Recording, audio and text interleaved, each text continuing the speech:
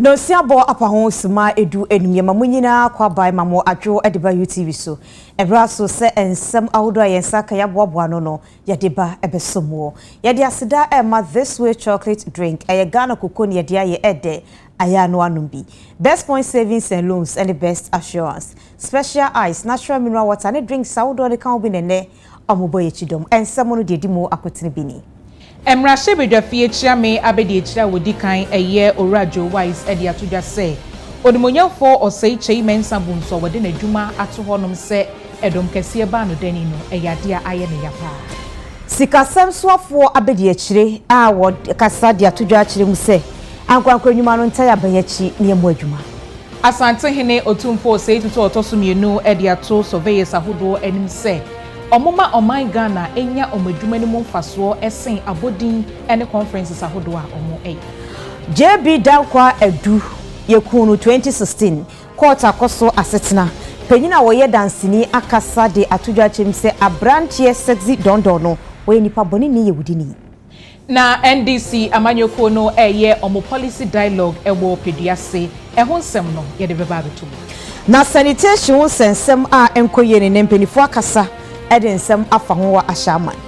weni nsimbi eka ho ena enwumre ye de ba beso mo se no nsiambre mo kasebo abana ba yi nya no enimidi mene akua ejiwa akodi afe ye bawra ensem no emu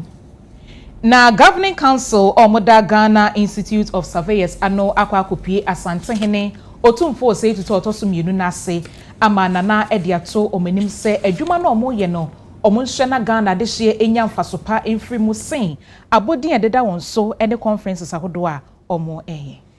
Surveyor for womo ewo Ghana hanom womo ewo nkabom ku amato no din Governing Council of Ghana Institute of Surveyors afibia no omo ye nhyiemu kese a omo timi ede adwendwene ekuo no ho na afi saa nhyiemudie no ebeba so ewo kumase ewo asante mantema eno ena mpanyimfo na bepie mu ewo kumase wa asante mantema ena omo ekọ menhia ahemfi a womo ekọ akọkye asante no tumfo se tutu otoso mienu na afi womo asre ne kwan se womo eba be ye nhyiemudie ewo na asase so na afi womo agi Ishra eno era asante no tumfo se tutu ekasa na ose surveyor for de omadwuma eyade ehia ma oman bia no obesra se adwuma e woso omo yen eno mom na omo enye edin ene abodin akese eno na hia omo adwuma na omo yen no enim se surveyor for nim a brono bie no aye kyekire a obi betima tena ho efi se surveyor for na be kyere se yentenetene wei yenye sei asase sei na sitie ose school makọ ehunim die omo nya no omo ma saa adwuma no mom emma enimonyam na obi ehu se adwuma omo ye no esumbuye esuma omo asum ni bia omo diwo Ghana nsase sem ho ne ade no na nanon nsase hye ho de wo se hye na ha na dani ade nsuo da ha bibia da ise omo adwuma esumbo si de dusu ye pa nka na ne se na ye hu amane no krepen na wo hwe omo adwuma na hwe se survey has ensured that ha na so ye buso baby ni si dan kra na yesi na no nyina ahwa na cheze anu nyina ka ho na edi chinche enne obi kasa was full share the full tomato share my diso ade na memena na no de ede ndi yentimi mi so ede na ayira wo ye broni ti ana no wonim bi ese me na no ya na no maka bomu na mo hwe amna yi ne wo hwe aban to boy ye near kase property tax was a bad be obi wo dan to boy ben wotua nyina nka mo so mudi ho akoche e pese hu sa dan se na wo kumase abonte so adan se na wo Ghana memu nyina na dan no se ye sabe de dididwa ehu sika se na wo so wotua na de yetimu no a se ye de timu no yetimu akeka so e wo se yetua bibia na oni kasam data e wo ho ade ye nyina ye niema eba mo modie abroche de ntini activity se ye wo data e fa fie bia enti property rate the cross ni entua ye do be court sesia di mesese maka mo abomu nyese ye kosua nwoma na ye surveyor for ntini ake ho abomu bronika so objective na se ye de boy no aho se ye welfare ni etuetua dues ni ye party ana de yese ekunu surveyor for so the person na man hu se ye sua nwoma se ni enso de boy man koso aba tie no ne ade a wo se mo eno echi otitire ni meche president ba Ghana Institute of Surveyors surveyor Laji Sulemana Dawood ono so ekasa ekire mu sei. The Ghana Institution of Surveyors and the Licensed Surveyors Association of Ghana will be hosting 2 world conferences in May and October. The International Federation of Surveyors will be having its world conference in May from the 19th to the 24th. And that is going to involve surveyors from all over the world looking at different aspects of surveying. Then in October, also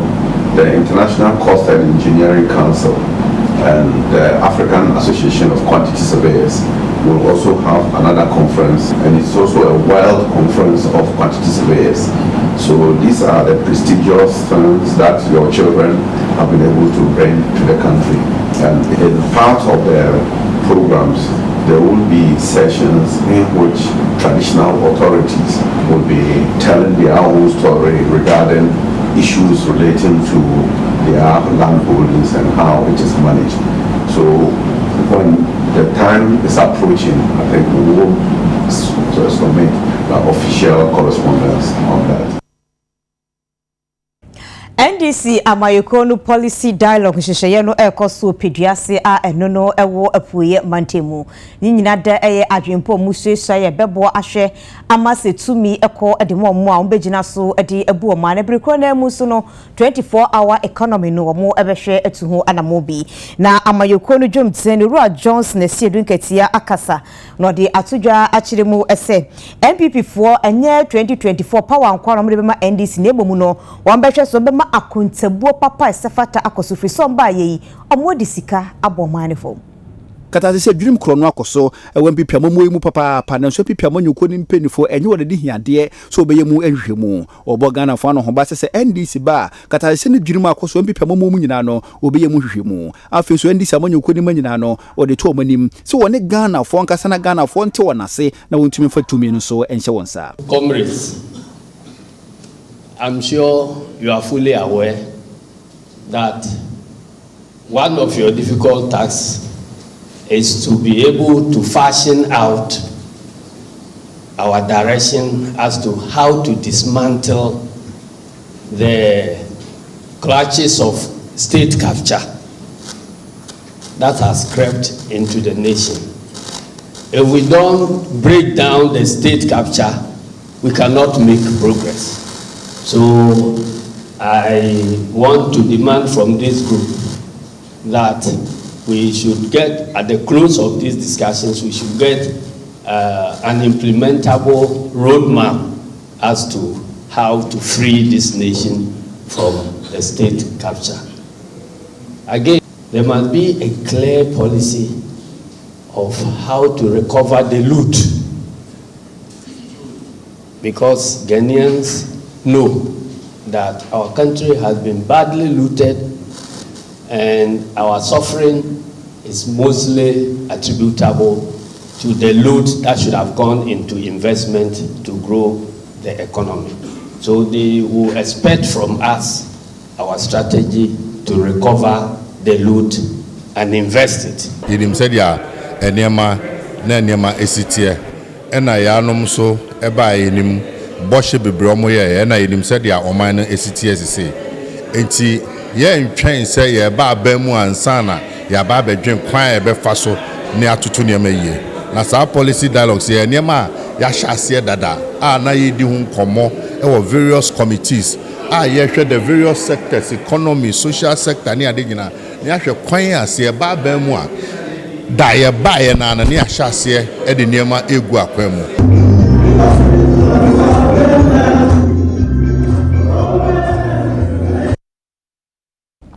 Amanebo a enne ababeto dwa ene se edom kese wo mrahye bedwafie omobano dani onmonyafo oseichi mensabunsu wadi n'adwuma no ato hono mu anyade a obeda edom kese no anobiem wei ena emrahye bedwamchiame abedi echira wodi kan onmonyafo Joseph osei wusu edi atodwa se de opanyin na ye no aye ne yeyie pa esanse na omodom kese no ewogidie mapa ewonimu ne experience a na wode dom ano no na yade a ebo yie pa ntisamre ya wadi adwuma na to honum no aye omunyina ye asan ye omonwanwa.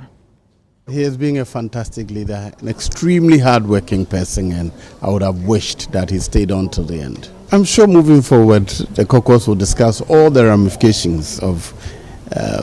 the effects of our leader resigning and the process of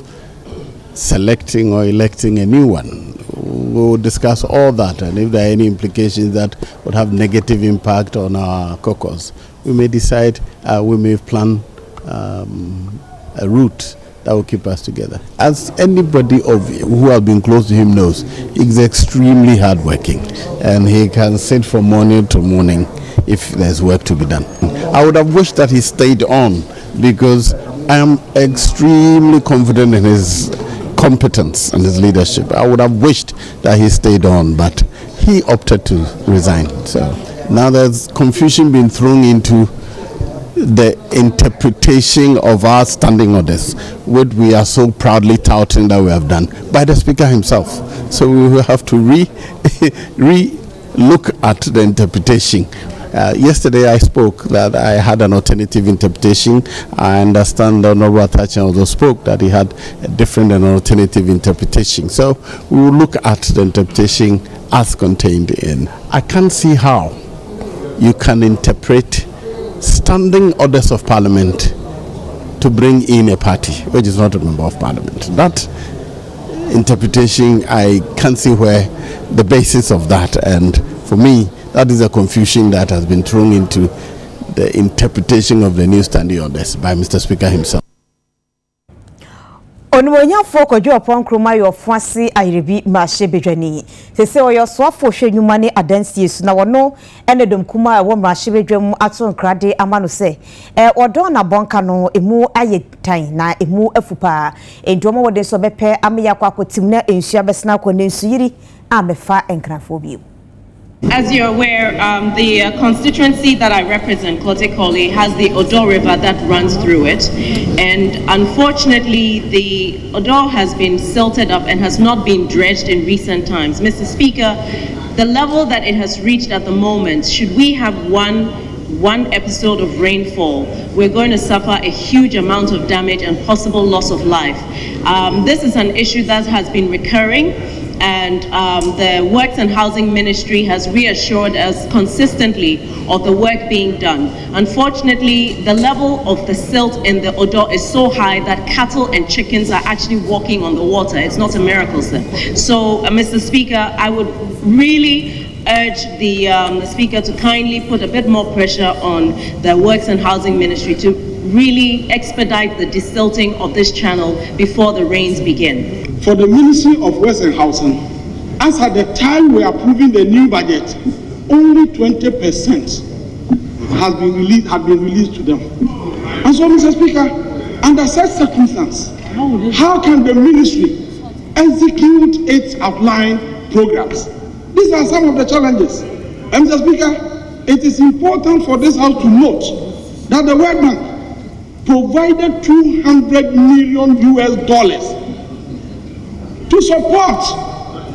the beautification of Accra. And Mr. Speaker, we were told at the vetting committee that $43 million out of that was meant for us to distill the Odo. Mr. Speaker, the minister herself appeared before the committee, at the appointment committee, and provided the details relating to how they were going to utilize the $200 million. Mr. Speaker, how have they used the $43 million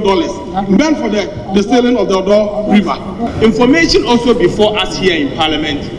is that this government not long ago spent $43 million to distill this same river. Mr. Speaker, $43 million. If you are to convert it into Ghana cedis, 516 million Ghana cedis to distill the same river. So, Speaker, and if today that river is choked, we should be concerned about it. We should be concerned about it. And it is only right for the honorable colleague to bring it before us. So, Mr. Speaker, we urge you to urge the new minister responsible for works and housing to bring us a plan a plan to get Odo River properly distilled. So, Speaker, a government that cannot distill even waters is a serious matter. Our waters are choked, and we know that today the budget that was laid before us, we don't have adequate resources allocated for the ministry to distill these waters, and the waters are all choked, including Odo River. So, Mr. Speaker, 560 million Ghana cedis already gone. Mr. Speaker, this morning I've just had a meeting with the head of the Ghana Hydrological Authority just before coming here, because I'm going through a series of briefings. And the subject of dredging of some of the major waterways is one that came up. I've also agreed with the Honourable Member of Parliament that on Monday, herself and myself will visit, as she has drawn attention to, as part of the information I'm gathering on it, and I'll appear before this House to give an update on what we intend to do about it. Thank you, Mr. Speaker. Yejina wese so ahomi abaye ba kase ebo no nsi ye beto aso.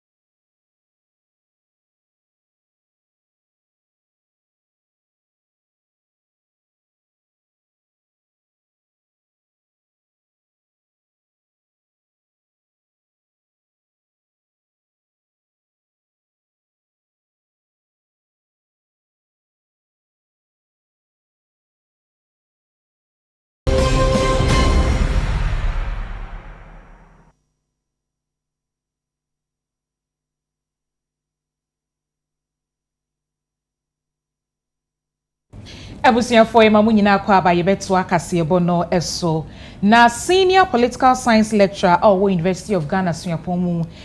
Professor Ransford Jampo wadi atudwa say Ministry of Parliamentary Affairs na odmunyafo oseiche mensa bonsu edano no ebeyanka aban enyi free hon mokra esanse hunu say emrahye bedwam dwumadie die ni kwan say sha asoye biase eba na saade a entimi momo ende omo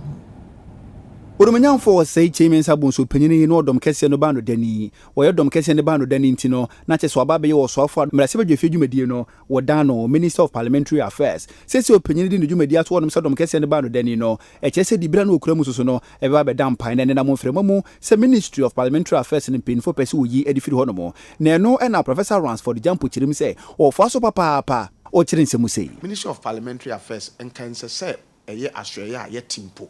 2005 and NEPAD African Peer Review Mechanism one betray Ghana ya memu ayebu and one kase and sesa yete sa Australia na friend of Ministry of Parliamentary Affairs so we yes are not what is Australia na not say what dey emrahye begwa what dey kwhye your friend is saying executive nase wo ma parliament no aye executive no akwa na in constitutional democracy no parliament as I say won jina say abrane and as wojina as independent of the executive arm of government nti ukoti Ministry of Parliamentary Affairs and now the parliament the ekwohye executive as na minimum adwuma papa bia won ye edeboa Ghana democracy. I didn't know. I felt that it was a waste of the resources and waste of everybody's time. So say Papa, if you will, some ministry no minim say ya scrap and I say ebeko so atena on nkofo atena atena muna they will pretend to be working and government will pretend to be paying them minim the future. Now it is important adibu say wanga de sa decision by say oseiche mensa bonsu onko sa voluntary compulsory resignation. It is important for them to come and tell us about the future of that ministry. See ye guno say ebetena se na nkofo afa ho de agisika bonsu me bia anase ene den adibu a wo mu se so omode eho asem kan officially betu Ghana for enim sanse Ghana for na tumi aban edino ewo mo.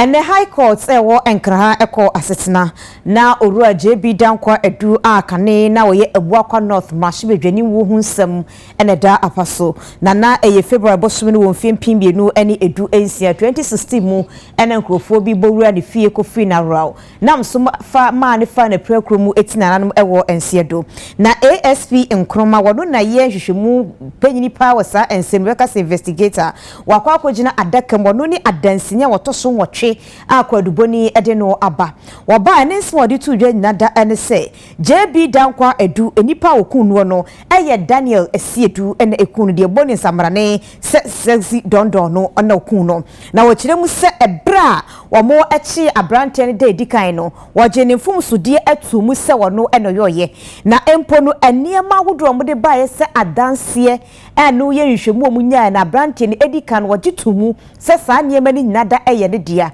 enti wo hwe abrante ne so bro mu ye hwehwemu bisa ne nsam ekwa wo fa so dada ne ho edada ne ti ebubu ne mu no a na kyese wono a na di ehu no enti hwehwemu ni nyina eboa no dia na abrante Daniel Esiedu ene kumowura JB dankwa edu ya na enumu no de tu dwa kyerkyeremu ese wo enhyehye bebre mo kwakye no abogburoshi ene niema keka ka ho nyina no di adanse ebro ka ne nsem wie lawyer ni a wo ginemu edi age Daniel Esiedu sexy dondo ene Vincent no eye lawyer ya udankwa wakasa edi tu dwa kyerkyeremu se ensem investigator no ka no eyade bia entwa yi.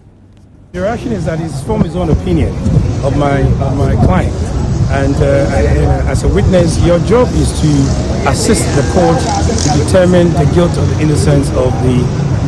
the accused person. And you are not to form your own opinion. You are to lay bare the facts and the evidence which are at your disposal. And you are not to form your own opinion. by forming your own opinion and calling my client a terrible person who is capable of killing means that your entire investigation was compromised by your own personal thoughts. And that is why there were a lot of areas where, basic things that, he should have done that he did not do. And it's a very travesty that a senior police officer, for that matter, will come to court and make such a derogatory comment against the accused person. Yetwa ensem no so dia na Tamale North Mrashe Bedwani eye onmonyamfo Alhassan Sayibu Suhini edensem bi atudwa watche se empanyifo mo ka biewom ewo Ghana yenwumesuem no mo hye na eye yenkrase no nkwada no yemo mo hye adesua asentem se debe ya ebetimi abo wose akwada bi wo honom a se obekọ kindergarten no bo se wanyini kura bro 5 years a wo chemu se enya ade a eboa. As representatives of our nation, it is our duty to ensure that every child, regardless of their background, has the opportunity to reach their full potential. In 2008, the country included 2 years of pre-primary education, kindergarten, as part of its constitutional commitment to free and compulsory universal basic education, FQ. And as part of strengthening the early childhood education subsystem, the Ministry of Education and the Ghana Education Service has facilitated the approval of the ECE policy framework and endorsed by Cabinet in 2020. Mr. Speaker, this was to prepare children in readiness for primary school and to develop holistically their physical, social, emotional, and intellectual needs in order to build a broad and solid foundation for their well-being. Mr. Speaker, it is expected that the Ministry of Education and Ghana Education Service will, among other things, ensure that KG spaces are available for all KG children in Ghana,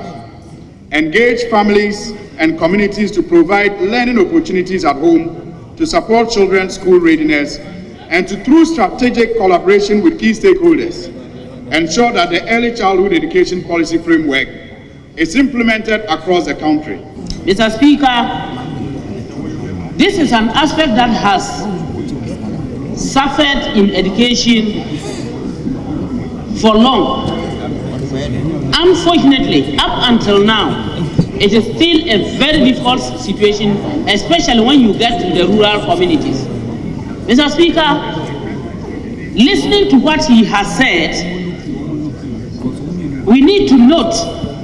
that early childhood education goes to enhance the learning of every child, and it enhances the developmental aspects of every human being if you are fortunate to undergo early childhood, because there are a lot of things that some of us have missed, but we wouldn't want our children to miss that. Mr. Speaker, if you go to the rural communities, and I would use my own constituency as an example, I can assure you that early childhood, you better don't even talk about it. Because even if it is existent in a school, there is no care. It is that the school thinks that most probably there are children who are not up to going into basic class 1 and have decided to create a space, maybe just under a tree, and get another grown-up child to take care of them under the tree without anything, without any support. Mr. Speaker, significantly, the improvement in education outcomes in the intervention schools is very significant. And that has encouraged us at Ministry of Education to harmonize all the play-based pedagogies and interventions that we are implementing with Ghana Education. Enipa waha ene eduowotwe enso 187 enomo agentity ye wo posi adwumako no mo awie wo ahafu Kenya se number 1 na ebra ye gye omo ekwan no omo mabeye adwuma asomoman no ye di afutuo amomo se posi adwumako no emra ebata ho nti omo aba no omo fasa emra no nya adwuma namoa ma emudi a posi adwumako no kita no empem sunko animu. They were expected to enforce when they pass out. Now focus is also placed on field training activities such as riding, driving, swimming, crowd control, and incidents and disaster management, among others. It is gratifying to know that so far almost 7,000 new police personnel have benefited from these training models. Some of these personnel were posted to constitute 144 regional form police units whose performances have been acclaimed over the country. This is a clear testimony that the new training models introduced by the police administration is achieving the expected outcome. The Honorable Minister, permit me, therefore, to remind these recruits that, having gone through the same training models, the Ghana Police Service expects them to exhibit high level of standard that complement the achievements so far chalked towards maintenance of law, order, and security in the country, in line with our motto of service with integrity. Again, as graduates, you should know that you are passing out at the time that Ghana will be organizing general elections at the end of the year. Hence the need to caution you that in order to live up to the public trust and expectation, you must enforce the security laws governing the elections fairly with utmost respect for citizens' human rights. Kenya traditional cancer abaso say omatima use o that debska e dey adwumadi etese and assembly so support of the airman so e ade so eboa e hye aban animonyam mabunu ni bi anya adwuma aye me kire non staff omo amonya police for omo amonya adwuma ho ni nyina ye Kenya sefo eno achi no asanso ama edwadie suso ekoso me sanse omo amowo school ha no nyina no omo ebekuro mu a omo beto ade e wo hodom. Kwantrefo Penya, Friends of Rivers and Water Bodies wadano eye nana dwomo sapon wade nsembia todwa wochiremu a okopiem wokumase e wa asantemantima niema nkoyie kra ehonom ahonidie nsem no enye wosesem panyufo anhwe anka ho asem yi a yade beti atete ho ama no ahadwen. YouTube nsam trefo aprobo a yebon wo mmea hodo ne mansini ahodo ekohese na manfo asetena musitie no na wotwe yede yekopie mu ewo ahodwo na afi asokwa na wofiri ahodwo runabout na wokọ asokwa bridge kasie bi ewo honom a omo aya ensuo eto ansuo etimi faase na emu edoyie pa na rehosem no se eniema ensem fata bola manfo aye ena omo pia ni nyina agu saa ensuo no a ensuo to na anu yi ena apia ababegu bridge no eno antimi entwam ena aka honoma akwakoye awrehosem eno ena YouTube nsam trefo enne kwantrefo penya oda Friends of Rivers and Water Bodies ano nana kwabna dwomo sapon etwetwe enkomo na wo kire se nwanwa pa se wo hwe enipa dasani se waye enwura anase waye bola na wahwe nachi ahwe nanim obi amaye ntino ode egu gotem anase ensuo mu se ensuo mfanko eno o kire se omo ye adwuma awo aban aso ya hodo pia ewo so omo ye no omo yi omo ni a omo te so odobo bi enu abe sa drainage we ese ensuo na ese de ko ba hwe drain no amna na 1 2 3 4 5 6 enan si aka mienu pe hwe bola every chrome obia fa bibia na ode ato gotem yenye ne sa ema hwe de aye ewe be pine tontom ebe ma nsuo tososo ebe yiri wo baabi eyiri afeni etiatia mu na se yesu ban a yede ti oman mu no enye yesai oman but de me ya no se ye ngofo bi na hwe kro so mimi bedu kumasi ya na mitwam wo gota esu mutumani a na mu se we wa ha enti omo ti kro no ma de kro na ja omo hunu we ya na omo nim se be ha adwene ensuo we ekobo nsuo bi mu anafo ho ekobo odam ewo asago ho ekwase ho obi kosa bi numa obayare obi timi yi adwene wo mu ani mu ho no akoto ama obi awe enye ma ekozu kro no enye first Ghana for mitumufu se utu aduboni abi kama no niema na ye na ebe effecti ye ena muso amu yetua mu kase mu hwe ma nipa nya adepapa no muji akatua na munye de sesem no adepapa na ezem ye muntimi nya akatua na bibia ekoso na nye ade na moyesa ka aban dwumafo bebrebe wo Ghana munya mo adwuma ye aban bia ba mba ye adwuma basabasa na mo agu aban no na mo dati office nya de tua mo ka ade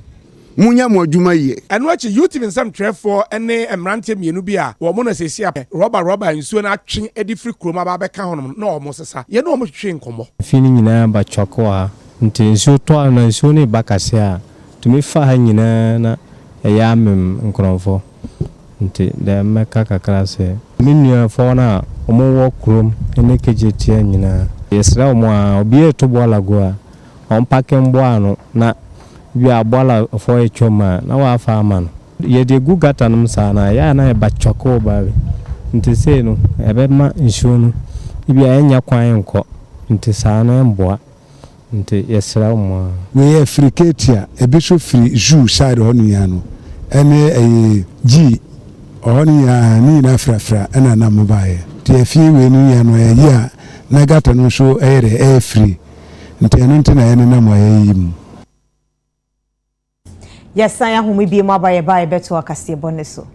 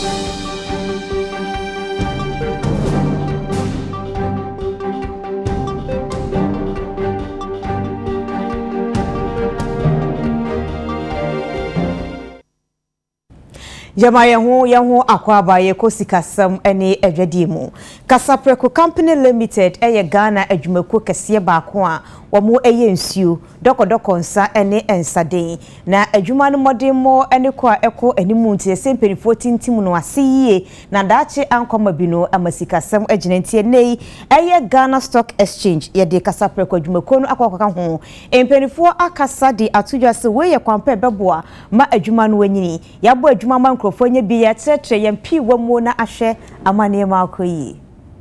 Kasapreko PLC ye adwumaku a eba no nom de ne ano odin ye ne ano omere a odi mu akwoti na o magane mu papa na Kasapreko PLC ne adwumaku a we ya Lomo Bitter Storm Energy Drink a Wake Mineral Drinking Water and ano nom de nkaye na adwumaku impenu fa ye ne so di sika botere 600 million Ghana cedis eba be she Ghana Stock Exchange mu a eye bond ebeboa na o man na fa ne tuma pedie fra na manwuma so no atumi aba o magane mu na adwumaku impenu fa ye ne 600 million Ghana cedis no ne yedi kan 150 million cedis and wo di efrase busumi atwa mu reda na etoso aduonu nkono no na sika ye fri ne dwumadi ase na wo hwe ne mu se 2027 sika ne benyini na mfaso mu oduro atumi abaso de ma adwumaku no ene o magane nyina penyini kwanchere for da Kasapreko PLC adwumaku na no Ura Richard Ajay echirichiri mu. Currently no ye net traditional banks and adwuma for over 15 years. Ghana Stock Exchange also and other alternative sources for funding into businesses on person who raise car expand the production. On betima by Ghana Stock Exchange also sena Kasapreko so abasono. Ye feel say Ghana Stock Exchange no and more because patient capital and sika or more no do a chigidi or maybe 5 years to pay back Into as a business no or manufacturing companies, some of where funds are a boy my juma more investors no more Ghana Stock Exchange. So the whole program is about 600 million Ghana cedis, and the first series 150 million Ghana cedis. Into out of 600 no, yajimu 150 the be juma. Into later this year, Yabesamba market abeje more money to help our business grow. Ghanaian businesses, they should take this advantage and come to the market and get funding to expand their businesses. So now, usually businesses are complaining about raising capital in Ghana. It's very difficult. And Tiehun said this is an option. Many businesses it has almost true and has money. Into Senakas Procabasonos, Yabeka say, and just almost true. A good opportunity for them to come and raise funds for their businesses. Penyina with the Association of Ghana Industries and no Dr. Humphrey Enimdake Wakasaya Penyina Kwanche for the Ghana Stock Exchange and no Abena Moa and should be a piece. Permit me to use this opportunity to assure Ghanaian businesses that patient capital is available on the Ghana's capital markets, either through the issuance of shares or corporate bonds on the stock exchange. Kasapreku PLC has done it today. Others have done it in the past. So in the current times, for a company like Kasapreku to do say, it tells there are a number of manufacturing outlets that will join.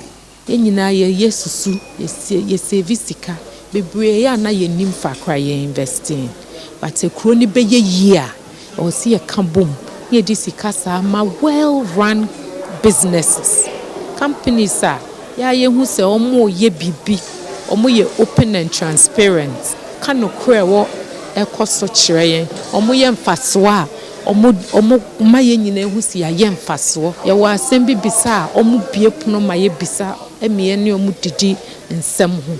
Nanina mayen a reshishe. Say ye mayen ni pakro we sikana obe use sikane se ne o kire se obe use no na emfaso ba ye nyina ya bum enso ahye se sikane Amanebo ababeto yap no so NSS no Youth Employment Agency for abom homoden ama adehye akane na omojeje to ewe to boots ahodo omhwe omadwuma ne titiriu ene womo asebe omatosini omomni pedua kwa baabi no omo afọ omadwumam na nipa omafọ omo sesi no nipa henu ene ediowotwemienu 282 na panyi a wada YEA ano Owura Kofi Ejapon kasa kire mu se omo de omo wo honom se omo bepe adwumam akonya ede ama Ghana de hye no mo hye ohawa womo akane na omo jeje to ewoto boots de omo femu nansen obu wo honom kra woni abusua panyi woni abusua ni nyina edan no naso ahokyere omo kom no eyade a ano edempa enunti eno modwendwen ho asesei omafa saafo ni nyina adwumamu a omo eba be ye adwuma enya kakra nso ede ato omo botom na wode atodwa se adwuma ebimu enya ene se ebimu be ye regional disability desk officers afei district disability desk officers ena akwanya hodon so a ebi etese business and employment assistance program no ebi be kwa akoye bi youth and skills training garment and textile training ena afei so eniema hodo a ebetimi aboa amomo enye bibia ya omo ankasa betimi ahye omoso omo nkonkoya de so a ento aban no eso na omo de aba betodwa se omo bambon nsem ni bibia soso no ombehwe amani nyina adeda na akwa mesanse dodo na ayomo a omo atosini ewo munipedua akwa baabi ne krakra mu no omo de aseda sonko akwa mampanyufo a omo so masene eboaye ema yetimi fa asafo ni nyina adwuma ebi to say Ministry of Roads and Transport, Ghana Federation of Disability Organizations and the Center for Employment of Persons with Disabilities omo chemo mu nyina aboa ama sese adwumadi etimi akoso wano Na Council for Scientific and Industrial Research in Penifo Meche Senior Staff Association mu Penifo Afren Central Funshie mu ade ato abano anim se omo ensase a ewo poku ase ewo enkranse no ankrankranyu makobi ahyase didi ebamu ese abano tu anamon omo ma abano nefua aduonu ba ko 21 days wanya hu bibia omo akasa bitu omofo asase a Council for Scientific and Industrial Research for yesu adwuma opokuase a ewo ankwankwa institutions be miensa ewo food research, crop research, animal research omu nyina wo so ye mika se omu ye adwuma sesi a na emu nso no sesi a ye pia ye fi asase no so ada Ghana man ye nka hu bia na mi bisamu Ghana man ye nka hu bia na ana aban adwuma ne ye nka hu bia na afa ada say ye ti aban asase so ye aban adwuma ne be pamu ye nkoyin ne nkoyin aban adwuma ma aban musu misu a aban tua ye ka ye ntumi ntina fi enti ni tietia mu ni say ye ntumi ntina ho ama ye ebinum omayo mu dua bro ni say aban krofo say na e enim enti na ya ba abontin e be bo aban amane ene o mampanyi amane say de yesini enti yesre na animanim ya na do e yesrew wo de enim say e ka say ma utie wanti kra na ombeka kirew na enim say wo de opega na yie na ye be srew say make kra akai bomodin na fa bo asiesa na ji yasasi man because ni sasa no nji ni nyina e na modi ankwankwa ni fa no mudi udi na e fa no ebi ya ban panyi for sa na ye susu anu nti na ese ye ntra ho na ye pie enne no say be kan ase ma kira mansan na mo ye ma na wotwe miensa because Ghana ni ye ka hu bi say na wotwe miensa ya hu hwe ya nte hwe ye betu ye hufu na ado na ekufu ado dankwa ye srew omampanyi na ekufu ado dankwa ye srew CSA workers Israel union for penny for Israel association for penny for Israel Brian mwa na ka ye ho na je yasase man ni ntumi nye adwuma mwa Ghana na Ghana mbe ye ma ye nyina choboy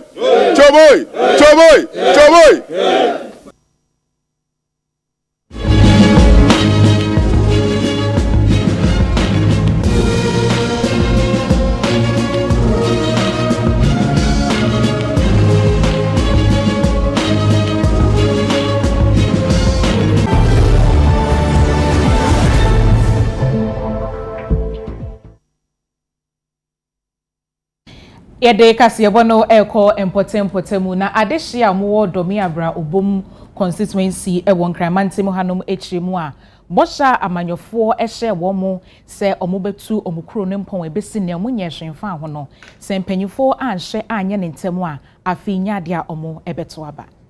e woro regbenu wonye no bia na anukwale ehi ha wo ewa awo ofa na wo pa ne fa nye bakwa awo gbe ke wa assemblyman se ke woni bi komeni gbawona to mo hospital ke wo lole gbe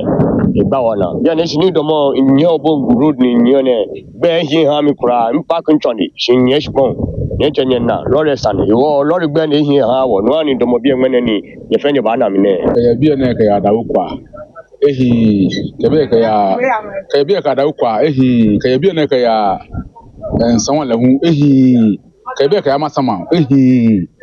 shebe jasi che ma na me ni jikonko na matu jasi che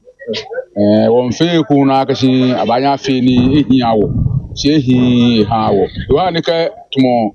boko mpapo ntale ba hima na mi mpole nje kwa pe wa hala ka shi ba hima na mi ka tumo no ko e ba bi ane mboko be wale serious yo holo ku ya afọ bi ane wo gbe ni ehi e wo tam ne ba ye ne ka se clinic enye na kan ta me ko le fo egbe no pie no ewo ha ni accident ba onye happy nkwa bi ona no nkwa ma fa ke government fa ke ba kwa wo gbe ran wo aha ya kwan de enye tutekusi asalaja enye tutekusi kurudua enye tutekusi adeukwa enye tutekusi penisen kaswa obefa ku ekwan da ha ofa dipi kaswa easy a traffic kwa ba kwan ni nyanye aha yo bomu kwan main road anka to hospital bi wa asi ba sa kwan no so nam so a enye moto ne wa kan timi nyaduma ko de ka kwan na ma ho nto tita to bom nyina sei nso to unti opena sintro to nso to a unti mpa ka kwa den emfa abata nyim no mo ko wa omo bre enkola kusku kro omo bre because apart from motor no ka entimi mfa ma mpa ka pass ma ho nto kwan ye de kwan ye ni bi hwe hanu ma eko nsa o me kwa adeso ni nyina anye Amasaman kwan enye kaswa kwan enye enu nti ye adwuma krampo a ye nwanu ebisa ka bedi ye sika nyina kwan na enye nti na ka amba ejina driver so ha me na sometimes me bisa me ho say eyi off road no ye nya bi wa ha ya me bisa me ho the whole bom do me aba constituency ye nam fa ha ko bom sawam Kofikwe road ni nyina bi kura ye if me dum light enu any 3 days omo dum light sa dey chance omo so enu so the same ye wo problem papa wo kwan no ho chede se ekwa baby mpo na leba lentum bedu ono wo de ko se baby nada ade chia anse na benya kala befi ananya kala befi demo problem ye kan ya che aben bia la obeba do bia odo obeboaye na so de bia ye to aba this year ya ka de se wo obi wan sese ye kwan na amaya aba wo fe na aba ye ntu Ghana for more ashaman and afin so high tension na more kasari to mpenifo anim se sumina mechire bore bi ahoho se po a etimo nya asem ketua na mu enka ne nwansena ne yade bro mu de befua eto mu se mpenifo se nkebe yo metu bora no na omunye o mapomudin bibi ma wo Wabra TV kase Paul ye ne ade hye high tension na wa ahama twetwe nkomo no na wo kiri mu se won kwadansanie mu papa pa esanse fa ko te ne ho na nipa bi egusu me na enye okoka pe na twedebo ehye ntomam wa ka anya de ampenifo tu ho na mo Municipal Environmental Health Department wo de ato omani mention krachi aso ate na so anamu ntu obotu nyina no enye de bi papa bia afiri mu apa bola no omu start den kakanga na ye stop omu se omu njai be du bebi ne hu se authority bi fi bebi na ede containers in BC has see. As time goes on, we shall say the echo no.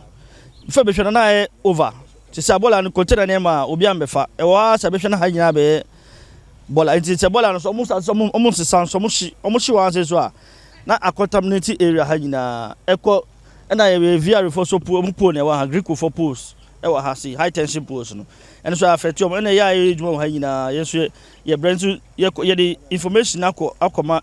assembly ya from Omaba several times and so still improvement we are they be say that na sanity intama yenyina like yenya wa high life danger. One of our brother connect with the assembly environmental agencies to come and sit here as an agent to them by allowing motorking from Accra, not for that matter, not Ashama alone, Accra, all set of manner every Sunday, Saturday they will come and dump it. We keep on snapping the pictures by calling the authority to come to see what is going on, but nobody pretend. Nti yesra na akufuadu say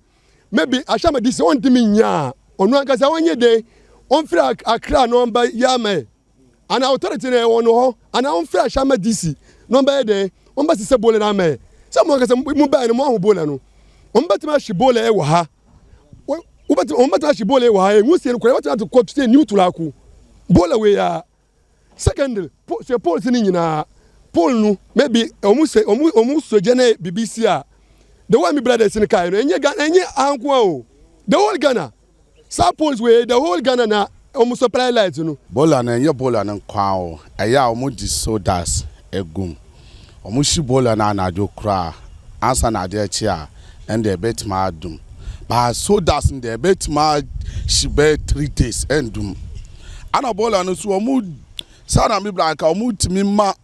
Accra for omu di motoki di bola bebre ba especially Sunday Saturday sana omu ye adwuma no nti esra this no omu mbe sisa bola no and the high tension they are risky sabi ultimation say eja bi short tension na ebetimi di power out aba ahanti mu a mu government na ese mu hwe na mu mpa means of way ekwan foforo bi amu be ya bola no ye nhine wa ha omo wo area ha no ma omo hu say tricycles ebe dumping office wo nyina omo nye police report na omo nko assembly ho no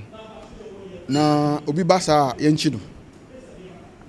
nipa ko nji sika no so nya assembly to me so a ye nchi no na ye mfa nko police station na assembly mbem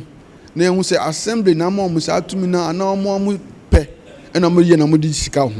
san say waste management department e wa assembly ho mo hwe sa nyama nyina ntutue nti say individual bi ye na nya assembly a e say di nipa ko no edi amakrom aye neat amaye nyina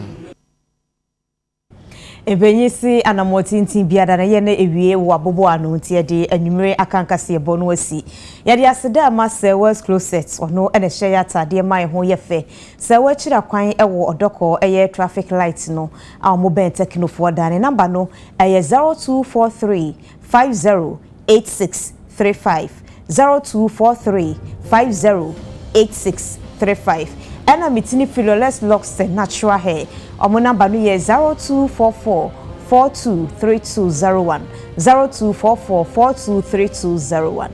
Ena Netric Empire Beauty Salon subo miti edemame. Omo wo Accra Somenya Road no so right opposite Agomeda Police Station. Oye home service ni 90 freno. Eye 0547 358 076 0547 358 076. Abana beyi nyano. Enemy ding mene. Akuya ajewa kodie yes